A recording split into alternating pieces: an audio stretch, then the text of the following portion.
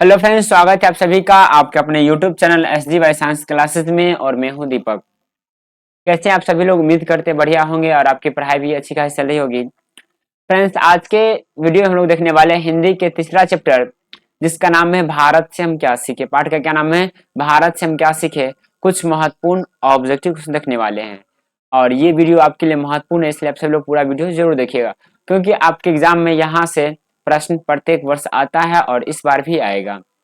इससे पहले हम लोग दो चैप्टर का ऑब्जेक्टिव क्वेश्चन देख चुके हैं। अगर आपने अभी तक नहीं देखा है तो चैनल में जाके देख लीजिए, वो भी आपके लिए महत्वपूर्ण है। तो चलिए शुरू करते हैं हम लोग आज के क्लास को। तो देखिए, हमने लिखा है हिंदी का जो थर्ड चैप्टर है, तीसरा चैप्टर है भारत से हम क्या सीखे। थर्ड चैप्टर क्या है? भारत से हम क्या सीखे। इससे जितने भी VVI क्वेश्चन होंगे क्या होंगे? VVI objective, VVI objective question देखेंगे। जितने भी महत्वपूर्ण होंगे उस सभी प्रश्नों को हम लोग आज डिस्कस करेंगे। ठीक है, चलिए तो शुरू करते हैं हम लोग आज के वीडियो को। देखिएगा आज का जो सबसे पहला प्रश्न क्या कहता है जी। आपके सामने है, क्वेश्चंस को पहले पढ़िए, ठीक है, उसके बाद जवाब दीजिए। प्रश्न कह रहा है, पहला प्रश्न है, कहता है मैक्स मूलर को वेदांतियों का वेदांती किसने कहा। वेदांतियों होगा ये, सॉरी, वेदांतियों का वेदांती किसने कहा। ऑप्शन है गांधी जी, स्वामी विवेकानंद, अम्बेडकर और डी है गुनाकर मूले। बतलाइए कि मैक्स मूलर को वेदांती किसने कहा था। तो आपको पता है कि वेदांतियों का वेदांती मैक्स मूलर को स्वामी विवेकानंद जी ने कहा था, इसलिए इसका सही आंसर क्या हो जाएगा? बी हो जाएगा, स्वामी विवेकानंद। क्या हो जाएगा? बी आंसर हो जाएगा, स्वामी विवेकानंद। ठीक है, चलिए दूसरा क्वेश्चन देखिए, दो नंबर प्रश्न क्या कह रहे हैं जी। प्रश्न देखिए, कहता है कि दारिस नामक सोने के सिक्के से भरा घड़ा किसे मिला। दारिस नामक जो सोने का सिक्का था ना, उससे भरा घड़ा किसे मिला। ये आपसे पूछ रहा है, हैकल को, हकर्स को, वारेन हेस्टिंग्स को, डी है विलियम जोन्स को। तो देखिए, दारिस नामक सिक्के से जो भरा था वो घड़ा, वो मिला था वारेन हेस्टिंग्स को। किसको मिला था? वारेन हेस्टिंग्स को। इसलिए इसका सही आंसर क्या हो गया? सी हो गया, वारेन हेस्टिंग्स हो गया। क्या हो गया? सी आंसर हो गया, वारेन हेस्टिंग्स हो गया। ठीक है, चलिए अगला प्रश्न देखिएगा। दो के बाद क्या का? तीन नंबर प्रश्न जी। बहुत ही अच्छा प्रश्न है, ध्यान से देखिए। ठीक है जी। कहता है 3 नंबर कि मेघदूत नामक पुस्तक का अनुवाद मैक्स मूलर ने किस भाषा में किया। कहता मेघदूत नामक जो था ना, एक पुस्तक था, उसका अनुवाद मैक्स मूलर जी ने किस भाषा, किस लैंग्वेज में किया। ग्रीक भाषा में, लैटिन भाषा में, हिंदी भाषा में, डी है जर्मन भाषा में। देखिए, मेघदूत का जो पुस्तक था उसका अनुवाद मैक्स मूलर साहब ने जर्मन भाषा में किया था। किसने कर दिए? जर्मन भाषा में। इसलिए इसका सही आंसर क्या हो जाएगा? डी हो जाएगा, जर्मन भाषा हो जाएगा। क्या हो जाएगा? डी आंसर हो जाएगा, जर्मन भाषा। ठीक है, चलिए अगला प्रश्न देखिएगा क्या कहता है जी। 4 नंबर प्रश्न जी। 4 नंबर प्रश्न देखिए, कहता है कि संस्कृत भाषा और यूरोपियन भाषा का तुलनात्मक व्याख्यान किसने दिया। संस्कृत भाषा और यूरोपियन भाषा का तुलनात्मक व्याख्या किसने दिया। मैक्स मुलर ने, गुनाकर मूले ने, नलिन लोचन शर्मा ने और डी है अमरकांत ने। तो बतलाइए कि इसका सही आंसर क्या हो जाएगा, जल्दी से बतलाइए। तो आपको पता है कि संस्कृत भाषा और यूरोपियन भाषा का जो तुलनात्मक व्याख्यान जो किया है वो मैक्स मुलर ने किया है। किसने किया है? मैक्स मुलर ने। इसलिए इसका सही आंसर क्या हो गया? ए हो गया, मैक्स मुलर होगा। क्या हो गया? इसका सही आंसर हो गया ए, मैक्स मुलर। ठीक है, चलिए अगला प्रश्न देखिए क्या कहता है। 4 के बाद क्या आएगा? 5 नंबर जी। 5 में देखिए, कहता है कठ और केन उपनिषद का अनुवाद मैक्स मुलर ने किस भाषा में किया। कठ और केन उपनिषद जो था उसका अनुवाद मैक्स मुलर साहब ने किस भाषा में कर दिया। ग्रीक भाषा में, जर्मन में, हिंदी में, लैटिन में। तो आपको पता है कि कठ और केस उपनिषद का जो अनुवाद मैक्स मुलर ने किए थे वो वो कर दिए थे आपको जर्मन भाषा में। किस भाषा में? जर्मन भाषा में। इसलिए इसका सही आंसर क्या हो गया? बी हो गया, जर्मन भाषा। ठीक है, चलिए अगला प्रश्न देखिए। 5 के बाद क्या आएगा? 6 नंबर प्रश्न जी। अच्छा से पहले सही से प्रश्न को पहले आप पढ़िए। ठीक है, कहता है 6 नंबर कि लिपजिंग विश्वविद्यालय में मैक्स मूलर ने किस भाषा का अध्ययन किया।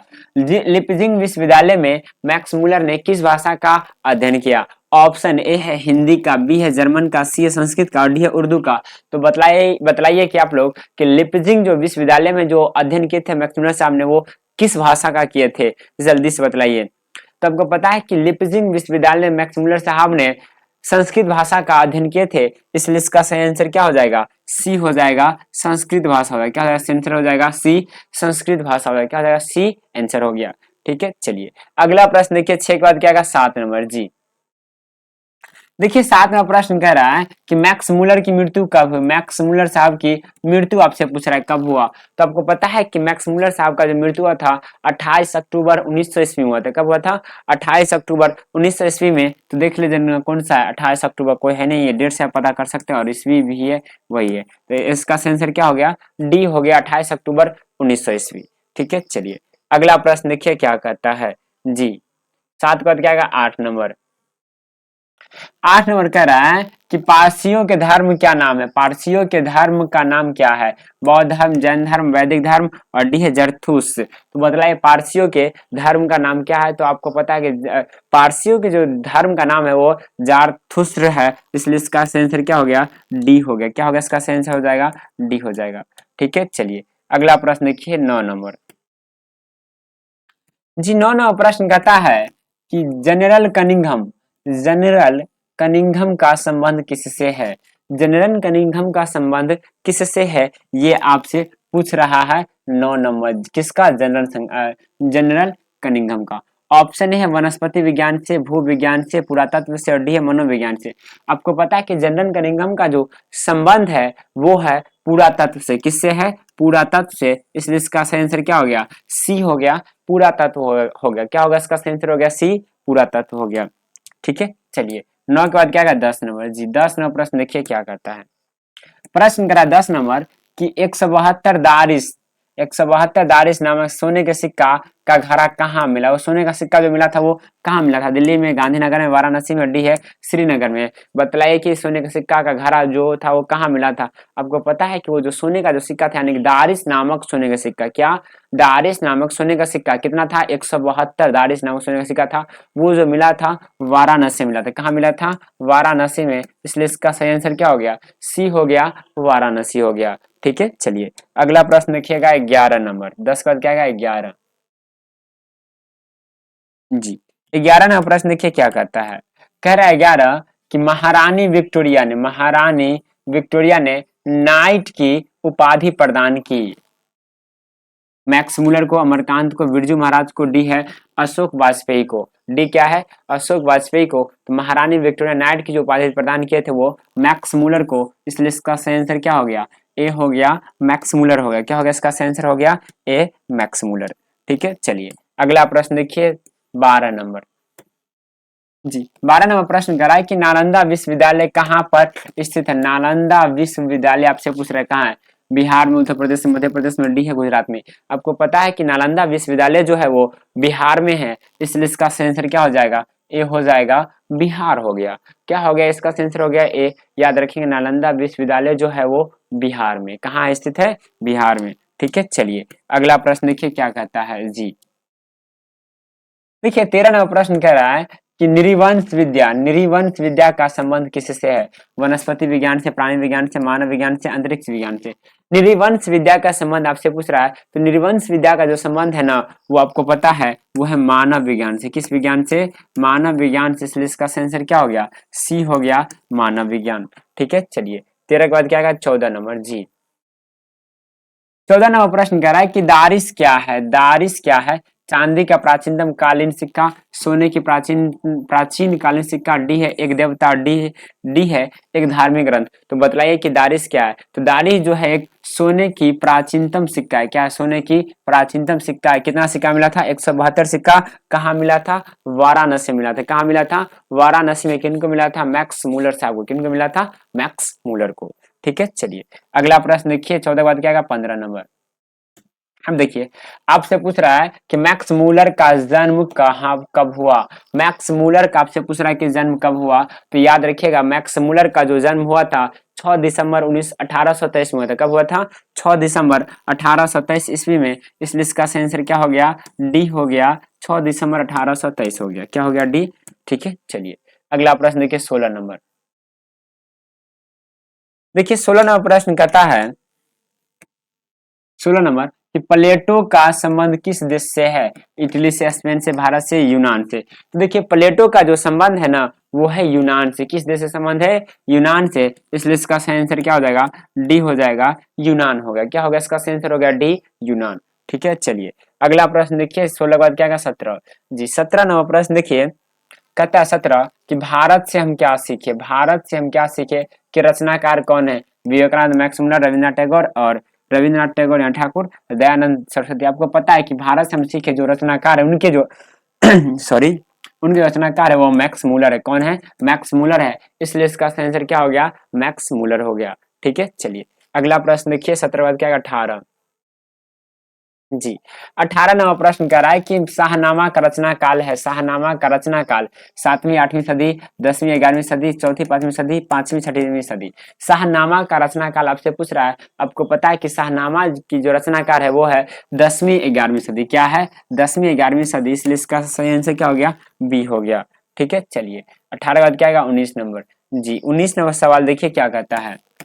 कहता है संस्कृत का अग्नि शब्द लैटिन में किस रूप में मिलता है? संस्कृत का जो अग्नि है यानी कि आग, क्या है? अग्नि का क्या होता है? आग होता है, पर्यायवाची। ठीक है, तो उसका आपसे पूछा है कि लैटिन में किस रूप में मिलता है? लैटिन में किस रूप में मिलता है? ऑप्शन ए है एग्रिस, बी है अग्निस, सी है इग्निस, डी है ओग्निस। इसका जो सेंस हो जाएगा सी हो जाएगा इग्निस। क्या है इसका सेंस? हो गया सी हो गया। इंग्लिश रूप में अग्नि का लैटिन में क्या होता है रूप? इग्निस होता है। ठीक है, चलिए अगला देखिए 20 जी। 20 नंबर प्रश्न कर रहा है कि हरकस थे। हरकस थे एक यानी कि हरकस तो क्या थे? वनस्पति वैज्ञानिक थे, भूगर्भ शास्त्री थे, प्राणी वैज्ञानिक थे या डी है पुरातत्व भी थे। तो आपको पता है कि हरकस जो था, कौन? हरकस जो था वो वनस्पति वैज्ञानिक था। इसलिए इसका सही आंसर क्या हो गया? ए हो गया, वनस्पति वैज्ञानिक। ठीक है, चलिए अगला देखिए। 20 का बाद क्या है? 21 का। 20 का बाद क्या है? 21। 21 नंबर प्रश्न देखिए, कहता है कि सर विलियम जॉन ने भारत की यात्रा कब की? यानी कि सर विलियम जॉन जो था ना वो भारत की यात्रा कब किया था? तो आपको पता है कि सर विलियम जॉन ने भारत की जो यात्रा किए थे 1783 में किए थे। कब किए थे? 1783 में। इसलिए इसका सही आंसर क्या हो गया? डी हो गया, 1783। ठीक है, चलिए 21 के बाद क्या आएगा? 22 नंबर जी। 22 नंबर प्रश्न पढ़िए, कहता है कि मुंडा किस देश की जाति है? मुंडा जो है वो किस देश की जाति है? ऑप्शन ए मंगोल, बी है चीन, सी है मुल्तान, डी है भारत। तो बताइए मुंडा जो है वो किस देश की जाति है? जल्दी से बताइए। देखिए मुंडा जो है वो भारत की जाति है। किस देश की राज जाति है? भारत की। इसलिए इसका सही आंसर क्या हो गया? डी हो गया, भारत हो गया। ठीक है, चलिए अगला देखिए। 22 के बाद क्या आएगा? 23 जी। 23 नंबर देखिए क्या कहता है। कहता है कि भारत से हम क्या सीखे? भारत से हम क्या सीखे? पाठ में नए सिकंदर विश्लेषण किसके लिए प्रयुक्त हुआ है? नए सिकंदर जो विश्लेषण वो किसके लिए प्रयुक्त हुआ है? ऑप्शन ए भारत के वीरों के लिए, यूरोप के वीरों के लिए, युवा अंग्रेज अधिकारियों के लिए। एक मिनट, एक मिनट, एक मिनट रुक जाइएगा। देखिए प्रश्न कहता है 23 नंबर की भारत से हम क्या सीखे में नए सिकंदर विशेषण किसके लिए प्रयुक्त हुआ है? जो भारत से जो हम सीखे जो कहानी है उसमें नए सिकंदर जो शब्द है वो किसके लिए प्रयुक्त हुआ ये आपसे पूछ रहा है। तो आपको पता है कि वो जो प्रयुक्त हुआ है वो युवा अंग्रेज अधिकारियों के लिए। किसके लिए प्रयुक्त हुआ है? युवा अंग्रेज अधिकारियों के लिए। इसलिए इसका आंसर क्या हो गया? सी हो गया। ठीक है, चलिए 23 का क्या आएगा? 24 नंबर। क्या आएगा? 24 जी। देखिए 24 नंबर प्रश्न को पहले पढ़िए। अच्छा, बहुत ही अच्छा प्रश्न है। कहता है कि भारत कहाँ बसता है? भारत कहाँ बसता है? दिल्ली के पास, मुंबई में, शहरों में, गांव में? तो देखिए भारत जो बसता है वो गांव में बसता है। इसलिए इसका सही आंसर क्या हो गया? डी हो गया, गांव में। क्या हो गया? डी, गांव में। ठीक है, चलिए अगला देखिए। अगला क्या कहता है जी। 24 के बाद क्या आएगा? 25। देखिए 25 नंबर कह रहा है कि मैक्स मूलर का जन्म कब हुआ? फिर कहाँ हुआ? अब पहले ये पूछा था कि मैक्स मूलर का जन्म कब हुआ, लेकिन आप आपसे पूछ रहा है कहाँ हुआ, ये बताइए। ऑप्शन ए है रत्ना पार्क नेपाल, डेसाउ जर्मनी, सी है वाशिंगटन अमेरिका, डी है दिल्ली है भारत। तो देखिए मैक्स मूलर का जन्म हुआ था डेसाउ जर्मनी में। हुआ था कहाँ? हुआ था डेसाउ जर्मनी में। इसलिए इसका आंसर क्या हो गया? बी हो गया, डेसाउ जर्मनी हो गया। ठीक है, चलिए अगला प्रश्न देखिए। 25 का क्या आएगा? 26 नंबर जी। 26 नंबर कह रहा है कि वारेन हस्टिंग्स थे यानी कि वारेन हेस्टिंग्स कौन थे, ये आपसे पूछ रहा है। तो देखिए ऑप्शन ए है भारत का गवर्नर जनरल, बी है फारस का राजा महान दार्शनिक, डी है प्रसिद्ध समाज सुधारक। तो देखिए वारेन हेस्टिंग जो थे एक भारत का गवर्नर जनरल थे। कौन थे? भारत का गवर्नर जनरल। इसलिए इसका आंसर क्या हो गया? ए हो गया। ठीक है, चलिए अगला प्रश्न देखिए 26 का क्या आएगा? 27 नंबर। जी 27 नंबर प्रश्न देखिए कहता है कि मैक्स मूलर के पिता का नाम क्या था? मैक्स मूलर के पिता का नाम विल्हेल्म मूलम, हेस्टिंग्स मूलर, सी है जॉनसन मूलर और डी है पीटर मूलर। बतलाइए इसका सही आंसर क्या होगा 27 नंबर प्रश्न का। देखिए इसका जो सही आंसर हो जाएगा ए हो जाएगा विल्हेल्म मूलर। मैक्स मूलर के पिता का नाम क्या था? विल्हेल्म मूलर था। क्या था? मैं विल्हेल्म मूलर था। ठीक है, चलिए अगला देखिए प्रश्न कहता है कि प्रत्न मानव का अर्थ है, प्रत्न मानव का अर्थ है लघु मानव, महामानव, प्राचीन मानव, डी है निर्धन मानव।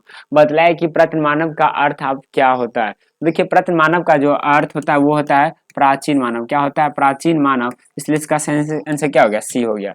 ठीक है, चलिए अगला देखिए। देखिए कहता है किसे वाराणसी के पास सोने के सिक्कों से भरा एक घड़ा मिला? तो ऑप्शन है Warren Hastings, William Friedrich Max Muller. जी इन्हीं को मिला था। और कितने सिक्के थे? 172 सिक्के थे। कितने थे?